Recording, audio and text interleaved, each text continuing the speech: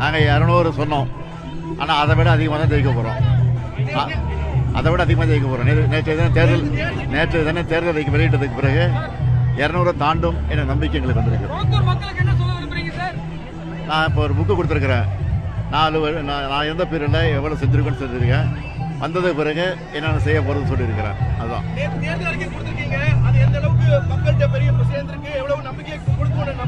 திமுக மீது மக்கள் நம்பிக்கை வைத்திருக்கிறார்கள். எனவே பெருமளவுக்கு பெரிய ஆதரவு கிடைத்திருக்கிறது. அது பாருங்க, முத்துவேல் கருணாநிதி ஸ்டாலின் என்னும் நான் அப்படின்னு கவர்னர் மாளிகையில் போய் பதவி ஏற்றுக்கிட்டு கோட்டைக்கு வந்து போட போகுது அப்போ சொல்கிறேன்.